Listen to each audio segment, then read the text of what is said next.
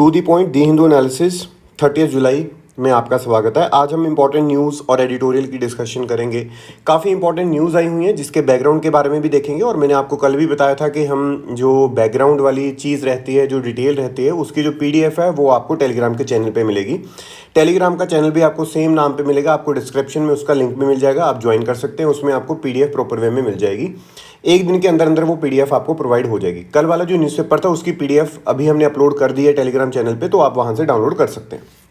देखिए, सबसे पहले आपने क्वेश्चंस का आंसर देना है और ट्राई किया करो कि सारे के जो भी बच्चे देख रहे हैं इसको क्वेश्चन के आंसर देने की ट्राई किया करो। एक यहाँ से सबसे पहला क्वेश्चन है, among the following tiger reserve which one has the largest area under the critical tiger habitat. ठीक है, तो ये 2020 का क्वेश्चन है। नंबर 1 कॉर्बेट है, नंबर 2 रणथंबोर, नंबर 3 नागार्जुना सागर सिरिसाइलम, और नंबर 4 है सुंदरबंस। नंबर 2 जो आज क्वेश्चन का आपने आंसर देना है, 2 क्वेश्चन प्रीलिम्स के आपने आंसर देने हैं आज। Which one of the following protected area is well known for conservation of subspecies of the Indian swamp deer, मतलब बारहसिंघा, that thrives well on hard ground and in exclusively graminevorous। ठीक है, तो Kanha national park, मानस, मुदुमलाई और ताल चापेर wild life sanctuary, इनमें से दोनों का आंसर आपने देना है। और चाहे आप एक बार इसकी स्टडी कर लीजिएगा, आपने आंसर जरूर देना है, जो भी बच्चे देख रहे हैं इस चीज़ को। तो पहली जो न्यूज़ है आज की, फर्स्ट न्यूज़, देखो उसमें बहुत कुछ निकालने डालने वाला नहीं होता, लेकिन मेंस के लिए कहीं ना कहीं से कुछ पॉइंट मिल जाता है। तो यहाँ पे प्राइम मिनिस्टर ने एक चीज़ बोली, उन्होंने बड़ा अच्छा एक पॉइंट बोला जो कि हम यूज़ कर सकते हैं। वो कहते हैं स्ट्रॉन्ग गवर्नमेंट का ये मतलब नहीं है कि आपको हर एक चीज़ कंट्रोल करनी है। मुझे ये लगता है, ठीक है, वो एक तंज कस रहे थे कि जो पुरानी गवर्नमेंट जितनी भी स्ट्रॉन्ग थी उन्होंने सारी चीज़ों को कंट्रोल करने की कोशिश की, लेकिन मुझे बेसिकली ये लगता है उनको खुद को भी ये सोचना चाहिए कि जिस तरह से जो स्टेट की पावर्स है वो कम हो रही हैं, या फिर हमने फिजिकल फेडरलिज्म की बात की थी कि जो फिजिकल वाला एरिया है, जो टैक्स कलेक्शन की चीज़ है, वो स्टेट्स के पास में बहुत कम हो चुकी है। आपने भी आई थिंक आपने वो वाला जो एनालिसिस है वो सुना होगा या देखा होगा, है ना। तो उसमें मैंने यही बताया था कि जो स्टेट के पास पावर्स है वो कम होती जा रही हैं, किसी न किसी वे से आप पावर्स लेते जा रहे हो, तो वो अपने आप को भी बताना चाहिए। और ऑब्वियसली एक स्टेट जो स्ट्रॉन्ग गवर्नमेंट है, चाहे वो सेंटर में बैठे चाहे कहीं पर भी बैठी है, उसका मतलब ये नहीं होता कि वो अपोजिशन को ख़त्म करने पर लग जाए। अपोजिशन अगर जिंदा रहेगी तो वो जो दूसरी पार्टी है वो जिंदा रहेगी, अदरवाइज उसका भी जो रेलिवेंस है कभी ना कभी तो खत्म हो जाएगा। ठीक है राजे।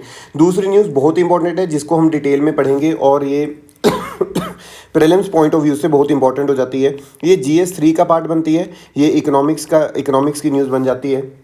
और यहाँ पे बोला गया है कि जो कोर सेक्टर है उसकी जो आउटपुट है वो एक्सपैंड हुई है बाई 12.7%। देखो अगर हम दूर से इसको देखते हैं तो हमें लगेगा कि यार एक्सपैंड कर रहा है, लेकिन इसको अगर हम रिलेट करेंगे, कंपेयर करेंगे दूसरी चीज़ों के साथ में, तो मई में वो 18.1% था, लेकिन जून में 12.7% रह गया। तो थोड़ी जो आउटपुट ग्रोथ है वो मॉडरेट हुई है। ठीक है, और जितने भी हमारे जो कोर सेक्टर है, जैसे 8 कोर सेक्टर है, तो उसमें से एक जो सेक्टर है उसकी जो आउटपुट है वो कम होती हमें दिखाई दी, और वो क्या है, क्रूड ऑयल की। जो क्रूड ऑयल की प्रोडक्शन है, ठीक है जी, उसमें क्या हुआ, उसमें जो कमी हमें आती हुई दिखाई दी। अदरवाइज सारी की सारी जो चीज़ें यहाँ पे इंक्रीज ही वे में बढ़ती हुई हमें दिखाई देती हैं। तो यहाँ पे हम डिस्कस करेंगे कि क्रूड, और एक चीज़ और, यहाँ पे इंडेक्स ऑफ इंडस्ट्रियल प्रोडक्शन के बारे में बताया हुआ है, तो हम इसके बारे में भी यहाँ पे डिस्कस करेंगे कि इसमें होता क्या क्या है। अब पहली चीज़, अगर आपको क्वेश्चन आता है कि इंडेक्स ऑफ इंडस्ट्रियल प्रोडक्शन है क्या, तो ये एक इंडिकेटर है जो कि मेजर करता है कि चेंजेस कितने चेंज हो रहे हैं इंडस्ट्रियल प्रोडक्ट्स में एक पीरियड के दौरान। इसको कंपाइल और जो पब्लिश है वो मंथली बेसिस पे NSO करता है, जो कि ministry of statistics and programme implementation के अंडर आता है। अगर मैं इसमें बात करूं तो ये एक कॉम्पोजिट इंडिकेटर है जो कि मेजर करता है growth rate of industry groups classified under, जैसे कुछ ब्रॉड सेक्टर्स रहते हैं और कुछ रहते हैं यूज बेस्ड सेक्टर। जैसे आपको पता है ब्रॉड सेक्टर्स जैसे कोर सेक्टर्स हो गए, mining, manufacturing, electricity. Use based sectors होते हैं जैसे बेसिक गुड्स के हो गए, कैपिटल गुड्स, इंटरमीडिएट गुड्स, ये होते हैं यूज बेस्ड। मतलब हमें क्या क्या पता चला कि IIP होता है, इंडेक्स ऑफ इंडस्ट्रियल प्रोडक्शन, उसमें हमें पता चलता है कि कितना चेंज आ रहा है, और NSO उसको करता है, मॉस्पी के अंडर आता है, और उसमें 2 सेक्टर्स रहते हैं। ठीक है, इतना आपने याद रखना है। अब इसका बेस ईयर क्या रहता है, 2011 2012 इसका बेस ईयर रहता है। सिग्निफिकेंस क्या है, पता लगता है हमें कि यार किस तरह से आगे चीज़ों को करना है। इसकी बेसिकली हमें नॉलेज मिलती है कि कौन सी चीज़ हमारी ऊपर जा रही है, कौन सी चीज़ में ज़्यादा पैसे डालने चाहिए, कौन सी चीज़ में ज़्यादा पैसे नहीं डालने चाहिए। अगर कुछ इंप्रूव हो रहा है तो उसको और ज़्यादा पुश करना है, अगर कुछ डाउन जा रहा है तो उसमें उतना पैसा नहीं डालना। तो वो सारी चीज़ें यहाँ पे हमें देखने को मिलती हैं। मोर ओवर अगर हम यहाँ पे आगे डिस्कस करें कि जो 8 कोर सेक्टर्स है इंडस्ट्री के, अगर decreasing order of their weightage में डिस्कस करें, वेटेज मत देखना लेकिन 8 कोर सेक्टर्स, मैं आपको बार बार बोल रहा हूँ वेटेज मत देखना क्योंकि वेटेज चेंज होती रहती है।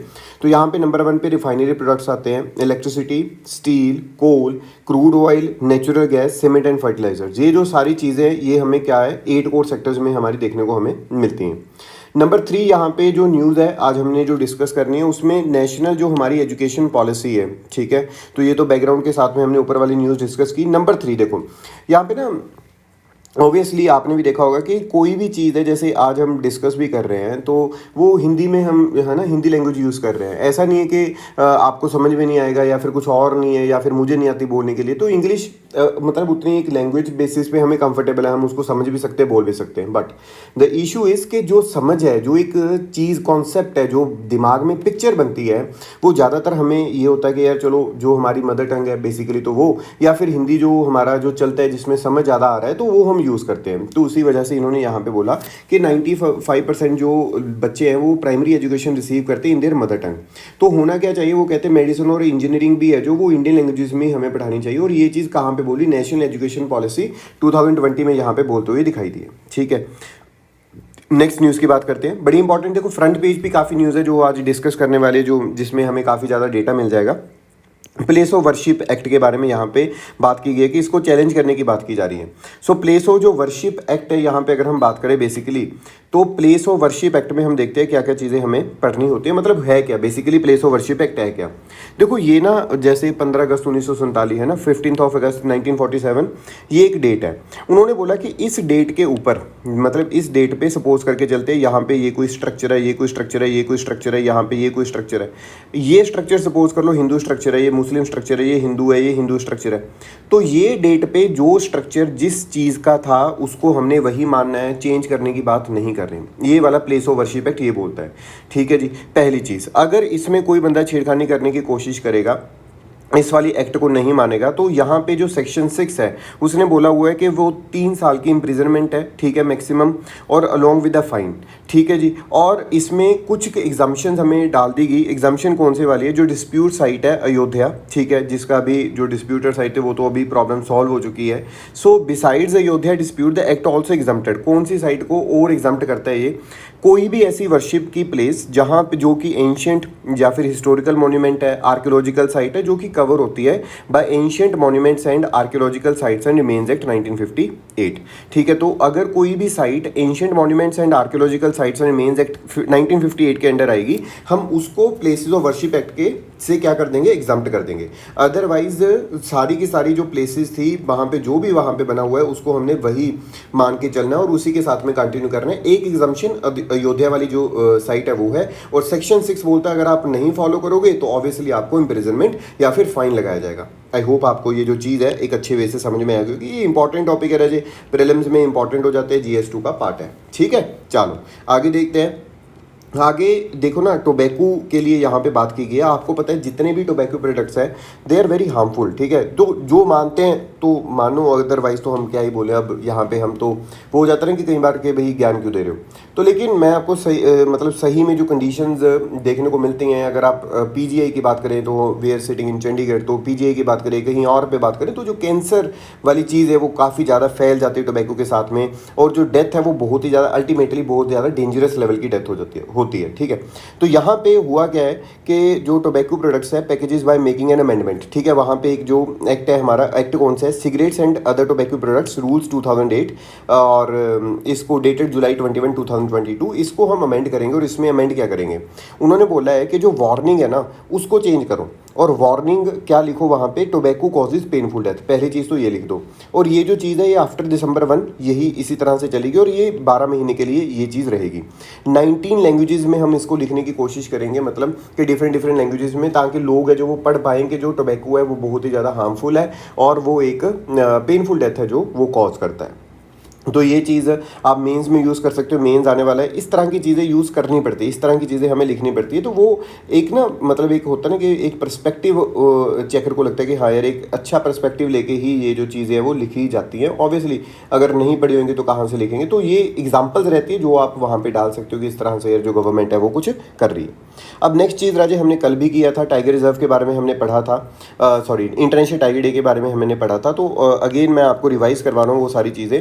पहली चीज़ जो स्टेटस है टाइगर का वो 1972 में हमने वाइल्ड लाइफ प्रोटेक्शन एक्ट 1972 के अंडर डाला हुआ है। इसका मतलब होता है कि अगर आप उसको हार्म करोगे तो आपको बहुत स्ट्रिंजेंट सज़ा हो सकती है। नंबर 2 जो IUCN स्टेटस है टाइगर का वो इंडेंजर्ड है। नंबर 3 साइट्स के अपेंडिक्स 1 में आता है। राजी इसका मतलब क्या होता है, मैंने आपको कल भी बताया था कि इसकी ट्रेड है जो वो करनी मुश्किल रहती है या फिर नहीं करनी, अपेंडिक्स 1 में। फिर उसके बाद में सिग्निफिकेंस क्या रहता है टाइगर कंजर्वेशन का, मैंने आपको कल भी बताया कि टॉप प्रीडेटर है, और अगर टॉप प्रीडेटर अच्छे वे से किसी भी फूड चेन में सस्टेन करेगा उतना ही अच्छा आगे रिजल्ट हमें देखने को मिलता है राजे। ठीक है जी। तो इंटरनेशनल टाइगर डे आपको पता ही है, कल हमने 29 जुलाई। मोर ओवर इसके साथ में एक और जो चीज़ हमने की थी जो आपने बतानी है T/2, T×2, ठीक है। आपने बताना है कौन सी ये डिक्लेरेशन है, मतलब कौन से वहाँ पे सबमिट हुआ था या फिर कोई कॉन्फ्रेंस या मीटिंग हुई थी जहाँ पे हमें पता चला कि T/2 हमें टारगेट पूरा करना है बाय 2022। तो आपने कमेंट सेक्शन में वो भी बताना है, ठीक है। चलिए नेक्स्ट न्यूज़ की बात करेंगे। नेक्स्ट न्यूज़ GS2 से रिलेटेड है, बहुत ही इंपॉर्टेंट फाइंडिंग्स है। देखिए जो केरल है उसने असेंबली जो सीटिंग्स है, मतलब कि कितना टाइम वो बैठे असेंबली में जाके, जो स्टेट लेजिस्लेटिव असेंबली है या फिर स्टेट लेजिस्लेटिव काउंसिल है। अगर हम SLA की बात करते हैं तो हम SLA की ही बेसिकली बात लेकर चलते हैं यहाँ पे। तो यहाँ पे केरला ने, अगर हम मतलब देखें कि 2021 का चार्ट देखते हैं तो केरला सबसे ज़्यादा बार यहाँ पे बैठा है, जिसने वहाँ पे बैठ के जो चीज़ें हैं वो डिस्कस की हैं, चीज़ें जो हैं वो इम्प्लीमेंट की हैं। मोर ओवर ये सबसे ज़्यादा बार मिला भी है और वहाँ पे बिल्स या फिर कुछ और चीज़ें पास की। उन्होंने ऑर्डिनेंसेस भी बहुत ज़्यादा यहाँ पे पास किए। ऑर्डिनेंसेस का मतलब क्या होता है कि जब आपका कोई भी, जैसे सपोज करके चलते हैं 2 हाउसेज है ना, एक तो स्टेट लेजिस्लेटिव काउंसिल, एक state legislative council, sorry assembly और काउंसिल। तो इसको भी हम कैंसिल करके चलते हैं। अगर असेंबली पावर में नहीं है, मतलब वो सेशन में नहीं बैठी हुई, तो वो पावर में नहीं है, वो कोई लॉ नहीं बना सकती। लेकिन कुछ ऐसी नीड है उनको लॉ बनाने के लिए, तो वो गवर्नर को अप्रोच करते हैं और गवर्नर के जरिए वो क्या करवाते हैं, ऑर्डिनेंस को पास करवा देते हैं। उस टाइम तक वो लॉ बन जाता है। फिर उसके बाद में उनके पास कुछ टाइम पीरियड रहता है, उस टाइम पीरियड के दौरान उसको पास करना पड़ेगा और पास करके वो एक एक्ट बन जाता है, ठीक है जी। अदरवाइज वो फेल हो जाता है, मतलब वो उसी टाइम तक लॉ रहेगा। अब यहाँ पे ये देखा गया कि जब ना नेशनल, एक मैं वैसे आपको एक चीज़ बताता हूँ, शायद आपने पढ़ा होगा पॉलिटी में, कि national commission to review the working of, जब कॉन्स्टिट्यूशन बना तो उसको हेड किया था by the former chief justice of India MN Venkatachaliah, ठीक है। तो उन्होंने वहाँ पे बोला था कि जो हाउस ऑफ स्टेट है या फिर यूनियन टेरिटरीज है जिनके पास 70 से कम मेंबर है, उनको मिनिमम 50 दिन के लिए तो मिलना चाहिए भाई, और जो दूसरी वाली है उनको मिनिमम 90 डेज के लिए मिलना चाहिए। मतलब यार मिलोगे नहीं तो बात नहीं होगी, वहाँ पे जो डिस्कशन है वो नहीं हो रही, बिल्स आप धड़ाधड़ पास करते रहोगे तो उसका कोई फायदा नहीं है खास। तो ये सारी जो अप्रोच है वो साथ में हमें लेकर चलनी चाहिए। तो इसमें जो टॉप है वो केरलन की है, नंबर 2 उड़ीसा, नंबर 3 कर्नाटका। तो ये सारी चीज़ें हैं, लेकिन जो बहुत कम बार मिले हैं जैसे figures of Uttar Pradesh, Maharashtra, Manipur, Punjab 17, 16, 11 respectively, बड़ी कम बार मिले और वहाँ पे उतनी कम डिस्कशन होगी। उसका रिजल्ट तो यही निकलता है कि जो लोग हैं उनकी जो लोगों को चुन के भेजते हैं वो अपनी बात नहीं रख पाते हैं ना। जितनी ज़्यादा टाइम मिलोगे आप ओपोजिशन को भी उतना ही टाइम दोगे बोलने के लिए। तो मुझे लगता है कि भाई ज़्यादा टाइम देना चाहिए, ठीक है। आई होप आपको ये चीज़ समझ है, जो फ्रंट पेज पे काफ़ी नॉलेज आपको मिली होगी, इन्फॉर्मेशन।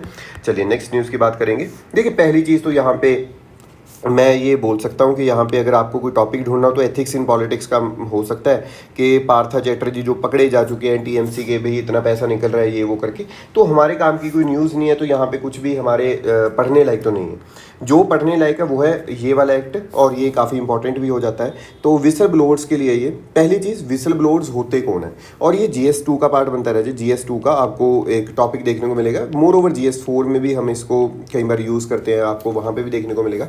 विसल ब्लोअर्स होते कौन है। देखिए पहली चीज़, सपोज कर लो ये कोई इंसान है। अब इस इंसान को यहाँ पे पता चल गया कि कोई गवर्नमेंट वाला सेक्टर है और वहाँ पे कुछ खराबी हो रही है या कुछ और करप्शन हो रही है, कुछ चीज़ें गलत हो जा रही हैं। तो इसको पता चल गया, तो ये बोलता है कि, मतलब पूरी स्टोरी सुन लो आप एक बार, आपको सारा आर्टिकल ही ऐसे समझ में आ जाएगा, ठीक है। ये एक इंसान है। अब इस इंसान को क्या पता चला, ये कोई गवर्नमेंट ऑफिस है और गवर्नमेंट ऑफिस में कुछ करप्शन ये वो चल रहा है। अब ये बंदा क्या करेगा, यहाँ पे जाके डालेगा RTI। अब RTI डालेगा, बोलेगा कि यार यार मुझे इन्फॉर्मेशन चाहिए कि आपके जो गवर्नमेंट ऑफिस है उसमें चल क्या रहा है। अब ये जो गवर्नमेंट एम्प्लॉयज़ हैं इनको पता चल जाएगा कि ये बंदा यार इन्फॉर्मेशन लेने के लिए आ रहा है, ये बंदा प्रॉब्लम क्रिएट कर देगा हमारे लिए, तो क्योंकि हमारी पोल खुल जाएगी।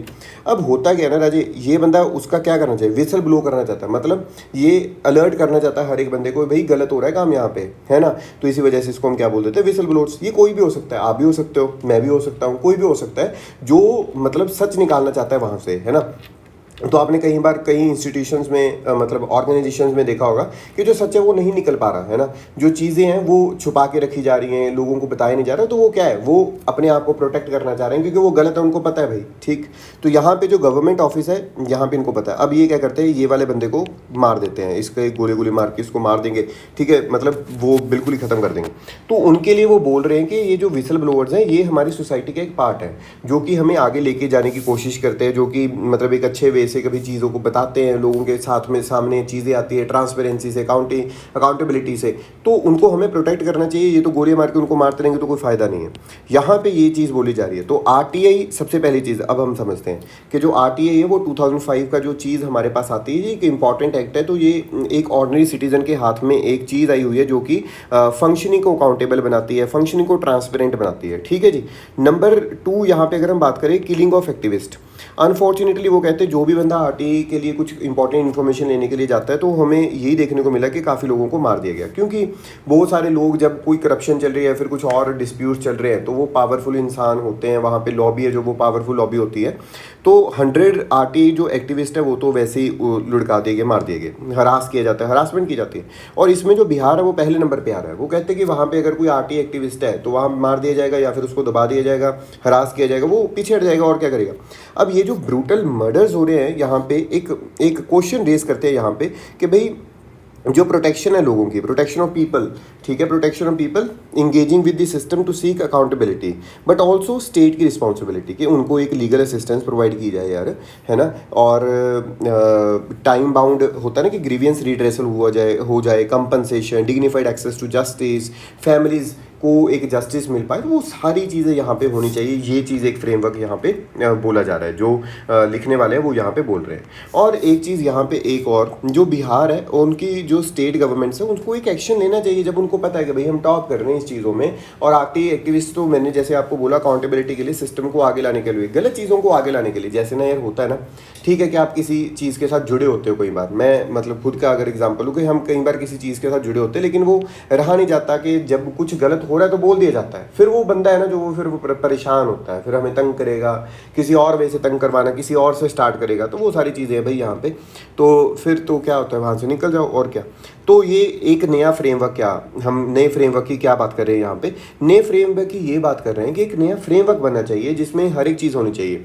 देखो सेंट्रल गवर्नमेंट को तो ऑब्वियसली करना ही चाहिए, लेकिन सेंट्रल गवर्नमेंट अगर नहीं कर पा रही तो स्टेट गवर्नमेंट्स को एक एग्जांपल सेट करनी चाहिए। पहली चीज़ स्टेट गवर्नमेंट को क्या करनी चाहिए, लॉ इन्फोर्समेंट जो एजेंसीज है उनको बोलना चाहिए कि टाइम बाउंड मैनर में जिस आरटीआई एक्टिविस्ट की डेथ हुई है, जिसका मर्डर हुआ, नॉट डेथ, जिसका मर्डर हुआ, उसको भाई उसका केस सॉल्व करो, उसको देखो क्या चीज़ थी। सेकेंडली, जो भी आरटीआई एक्टिविस्ट की सपोज के किसी का मर्डर हो गया और उसके हाथ में कोई इन्फॉर्मेशन थी, कोई पूछ रहा था कोई भी चीज़, उसको एक्सपोज कर दो, उसको लगा दो, उसको अखबारों में निकलवा दो कि भाई ये प्रॉब्लम इस वाली चीज़ में चल रही जिस वजह से इसका मर्डर हो गया। नंबर 3, और ये एक चीज़ है ना, एक दूसरी चीज़, जो भी आरटीआई एक्टिविस्ट मारे जा रहे हैं, जो इन्फॉर्मेशन वो मांगते हैं वो देनी चाहिए। मतलब आरटीआई में खुद लिखा हुआ है कि भाई ये तो ले सकते हो आप इन्फॉर्मेशन, लेकिन फिर भी उसको क्या किया जाता है, मार दिया जाता है। लेकिन इसको एक होना चाहिए ना कि भी जाने की जरूरत ही ना पड़े। तो राजस्थान की एक एग्जांपल है, कर्नाटका की एग्जांपल है, वहां पे जाने की जरूरत नहीं पड़ती, तो मैंडेटरी डिस्क्लोजर है, देनी पड़ेगी, वो तो डिस्क्लोज करना ही पड़ेगा। तीसरी अगर हम यहाँ पे बात करें तो direct relevant public authority to disclose and publicise all the question raised and the answer given to the user, right. तो ये सारी चीज़ों को देखना चाहिए। इफेक्टिव लेजिस्लेशन की क्या बात है, देखो लेजिस्लेशन आया, legislation whistle blowers protection act of 2014 आता है, गवर्नमेंट लेकर आती है, लेकिन इफेक्टिव नहीं है वो। एक होता ना कि भाई कहते ऑनेस्टी इज नॉट इम्पॉर्टेंट, ठीक है। यहाँ पे ना बड़ी एक बड़ी इंपॉर्टेंट चीज़ बता रहा हूँ आपको मैं एथिक्स की, honesty is not important but effective honesty is important. मतलब क्या है कि यार आप ऑनेस्ट हो, सिर्फ सपोज कि ये कोई बंदा हेड है, ये ऑनेस्ट है, ठीक है जी, ये ऑनेस्ट है, इसको पता चल गया मैं ऑनेस्ट हूँ, और ये बादशाह बन के बैठा है अपना कि मैं ऑनेस्ट हूँ, ये डंके बजा रहा है अपने। लेकिन इसके नीचे जो है वो जो चीज़ें हैं, मतलब ये बंदे की जो छवि है वो बिल्कुल ही ऑनेस्ट है, ठीक है जी, मान लिया, लेकिन इसके नीचे इसको पता है कि जो चीज़ें चल रही है उसमें बहुत लोग इन्वॉल्व हैं और इसमें स्कैम्स हो रहे हैं, कुछ और चीज़ें हो रही हैं। तो मतलब क्या है, इसको पता है लेकिन ये होने दे रहा है। तो ये बंदा इफेक्टिव ऑनेस्ट नहीं है, ये खुद की छवि ठीक करना चाहता है, दूसरों की नहीं कर पा रहा। तो यहाँ पे तो इस पे आते हैं। तो बिहार और महाराष्ट्र को जब पता है कि इतनी ज़्यादा प्रॉब्लम क्रिएट हो रही है तो उनको कुछ करना चाहिए यहाँ पे, और जो विसल ब्लोअर्स हैं उनको प्रोटेक्ट करना चाहिए ताकि जो सोसाइटी में अकाउंटेबिलिटी जो सिस्टम है वो सुधर पाए। फिर नेक्स्ट जो चीज़ है अगेन GS2 से रिलेटेड, ठीक है। और GS2 से रिलेटेड देखो मैं ना जल्दी इस वजह से करता होता हूँ, जैसे वो खत्म हुआ साथ के साथ में ये न्यूज़ स्टार्ट कर दी ताकि आपका टाइम कम कंज्यूम हो। वही 30 to 35 मिनट्स 40 मिनट्स वाला वो हमारा कॉन्सेप्ट वहीं पे रहे। Parliament paralyse as party setup attack. देखो पार्लियामेंट मैंने क्या बोला था कि जिस तरह से आप प्रदर्शन करोगे, अगर जितनी ज़्यादा हाय हल्ला करोगे, लास्ट वाले 2 या 3 दिनों में सारे के सारे जो बिल्स हैं, जो चीज़ें हैं वो पास कर दी जाएंगी। फिर हम देखते रहेंगे बिल पास होगी जी बिल पास होगी without any kind of discussion, ठीक है। अब आगे अगर हम यहाँ पे बात करें, Modi unveils India's first global bullion exchange, और ये कहाँ पे किया है, IIBX a first in the country, ठीक है। NSC IFSC SGX connect at Gandhinagar's GIFT City. बस इतना याद रखना और कुछ भी नहीं है। बुलियन मतलब कि जो मतलब एक ट्रांसपेरेंसी लाने के लिए जो हमारा मतलब येलो मेटल मतलब गोल्ड में, ठीक है। तो वो उन चीज़ों में ट्रांसपेरेंसी लाने के लिए ये एक्सचेंज हम यहाँ पे ओपन करने जा रहे हैं। चलिए नेक्स्ट न्यूज़ की बात करेंगे, ये बड़ी इंपॉर्टेंट है यार, इसको ध्यान से समझिएगा। जयशंकर ने पुश किया फॉर दी चाबार पोर्ट, ठीक है। और ये किया कहाँ पे, SCO में। SCO शंघाई कॉरपोरेशन ऑर्गेनाइजेशन, मुझे लगता है 5 से 6 बार तो हम डिस्कस कर चुके हैं। तो अभी आपने सबसे पहले यही बताना है कि SCO का भाई हेडक्वार्टर कहाँ पे, और ना यार कमेंट किया करो, एक रिक्वेस्ट लगा लो या कुछ भी लगा लो, तो ये जो कमेंट है वो करना ज़रूरी हो जाता है। ये कमेंट किया करोगे तो एक अच्छे वे से सारी चीज़ें चलती रहती है, ठीक है। सो SCO का जो हेडक्वार्टर है, जो SCO का हेडक्वार्टर है वो मतलब कहाँ पे है, ये चीज़ आपने बतानी है। और SCO में ईरान को इंक्लूड करने की बात की तो जयशंकर ने बोला बहुत अच्छी बात है, क्योंकि वहाँ पे चाबार हमने पोर्ट की बात की, और चाबार पोर्ट से वो कहते हैं हम हेल्प करेंगे किसको, अफगानिस्तान को। यहाँ से मैं दिखाता हूँ, यहाँ पे लिखा भी हुआ है हेल्प टू अफगानिस्तान, ठीक है। तो चाबार पोर्ट देखो यार अजय यहाँ पे, now this is our Kandla port, ठीक है, गुजरात, ये हमारा इंडिया हो गया। दिस इज़ गवादर पोर्ट, ये पाकिस्तान में से CPEC का पार्ट है जी। This is Chabahar port, this is Gulf of Oman. और चाबार पोर्ट से हमने एक लाइन बनाई हुई है यहाँ पे जो कि काबुल तक जाती है, जरंज काबुल। तो हम अफगानिस्तान की यहाँ से हेल्प कर सकते हैं और अफगानिस्तान में अपना जो दबदबा है वो बना के रख सकते हैं। और ईरान, और ऑब्वियसली गवादर पोर्ट के पास में रहेगा जो पोर्ट हम यूज़ करेंगे, अगर वो गवादर पोर्ट के पास में रहेगा तो चाइना और पाकिस्तान को हम काउंटर कर पाएंगे अच्छे वे से। सो नाउ ये आपको एक तो डायग्राम मिल गया होगा इसका, है ना। नंबर 2 यहाँ पे देखो एक चीज़ और, चाबार पोर्ट में ये located on the gulf of Oman, ये 72 kilometre away from the Gwadar port, जैसे हमने ये डायग्राम में भी देखा।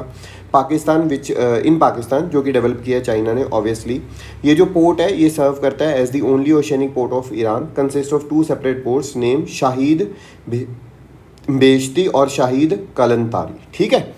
इसको याद रखना भाई, ये इंपॉर्टेंट चीज़ें हैं। चलो नेक्स्ट न्यूज़ देखते हैं। यहाँ पे बहुत इंपॉर्टेंट न्यूज़ है, जो बच्चे HAS वाले देख रहे हैं और साथ में UPSC की प्रेपरेशन कर रहे हैं, सबके लिए इंपॉर्टेंट है। ये GS3 इन्वायरमेंट से रिलेटेड है। प्लास्टिक का बैन कर दिया तो जो हिल्स में रहने वाली वीमेन है उनका फ़ायदा होगा। कैसे, ये प्लेट देख रहे हो, ये प्लेट बनाने लग गए वो। और यहाँ पर ये बहुत अच्छी एग्जाम्पल है। यहाँ पर इस चीज़ को आप मेन्स में लिखोगे ना, बड़े अच्छे मार्क्स आएंगे। अगर आप इसको HAS HPAS में लिखोगे वो तो बहुत ही अच्छा एक मतलब एक मैसेज आता है अच्छे वाला, इंटरव्यू में यूज़ करो। सेल्फ हेल्प ग्रुप की फॉर्मेशन हो रही हैं, है ना। और ऑब्वियसली मशीन्स इंस्टॉल की जा रही हैं विद द जैपनीज कोलैबोरेशन, क्योंकि प्लास्टिक को बंद कर दिया। प्लास्टिक बंद करना ही अपने आप में एक बहुत बड़ी बात है कि इन्वायरमेंट सेव हो रहा है। दूसरी बात, यहाँ पे ये जो प्लेट्स है वो बनाई जा रही हैं, वो इससे बड़ी बढ़िया बात है, सबसे बढ़िया बात। और यहाँ पे ना एक स्पेसिफिक स्पीशीज़ है प्लांट्स की, उसका नाम है बाऊहीनिया वाहली, ठीक है। तो ये फॉरेस्ट में मिलती होंगी, वहाँ से पत्ते तोड़ते हैं और ये जो प्लेट्स हैं वहाँ पर बनाई जाती है। बड़ी इंपॉर्टेंट चीज़ है, इसको याद रखिएगा। नेक्स्ट चीज़ है मानस टाइगर रिजर्व के बारे में। This news also related to GS3, ये आपको पता ही है। मानस में बताया गया कि 2.4 टाइगर्स है फॉर एवरी टाइगर, मतलब टाइगर्स ज़्यादा है टाइगर कम है, तो ये चीज़ यहाँ पे बोली जा रही है। लेकिन मानस के बारे में इन्फॉर्मेशन हमें पता होनी चाहिए, ये चीज़ तो क्या ही पूछेगा वो। अब मानस नेशनल पार्क राज्य मैं आपको बता दूँ, ये यूनेस्को वर्ल्ड हेरिटेज साइट है, ठीक है। और एक प्रोजेक्टेड टाइगर रिजर्व भी है, और एलिफेंट रिजर्व, और एक बायोस रिजर्व है। ये लोकेटेड है in the Himalayan foothills in Assam, ठीक है। और अगर हम यहाँ पे बात करें, ये ना कॉन्टीन्यूस वे में चलता है, भूटान में जाता है, और इसको हम फिर वहाँ पे बोलते हैं रॉयल मानस नेशनल पार्क। ये जो नेम है इस पार्क का बना क्योंकि यहाँ से जो रिवर ओरिजिनेट होती है, मानस रिवर। ये जो सिग्निफिकेंस क्या है इसका पार्क का कि is known for its rare and endangered endemic wildlife such as Assam roofed turtle, hispid hare, golden langur हो गया, पिग्मी होग हो गया, ये सारी की वजह से। और रिवर है जो वो Manas river flow through the west of the park, ठीक है, वेस्ट वाली साइड से आती है। ये भी कई बार क्वेश्चन पूछा जाता है, ये इंपॉर्टेंट इन्फॉर्मेशन है रजे, याद रखना। और मानस है जो एक मेजर ट्राइब्यूटरी है किसकी, ब्रह्मपुत्रा रिवर की, ठीक है। तो ब्रह्मपुत्रा रिवर की ये एक इंपॉर्टेंट ट्राइब्यूटरी है, तो ये चीज़ आप याद रखोगे, वेस्ट से जाती है, ये चीज़ बहुत इंपॉर्टेंट है। चलो लास्ट न्यूज़ आज जो हमने डिस्कस करनी है यूरोजोन के बारे में। यूरोजोन में ना इन्फ्लेशन आ रखी है। अब आपने कमेंट सेक्शन में अगेन बताना है, 4 क्वेश्चन हो गए, मुझे लगता है 4 या 5 क्वेश्चन हो गए आपके जो आपने बताने हैं। यूरोजोन के बारे में बताओ, वहाँ पे इन्फ्लेशन है, इन्फ्लेशन को कंट्रोल करने के लिए, ठीक करने के लिए क्या करना पड़ेगा, बस ये बता देना, ठीक है। और आज के न्यूज़पेपर में राजी इतना ही। आई होप आपको ये बढ़िया लगा होगा। अच्छा लगा इसको ना शेयर भी करना और राजी कमेंट जरूर करना है, लाइक करना है, और साथ में और क्या होता है, सब्सक्राइब करना है चैनल को। So thank you so much, bye bye, till the time revise your notes, और कल को मिलते हैं, बाय।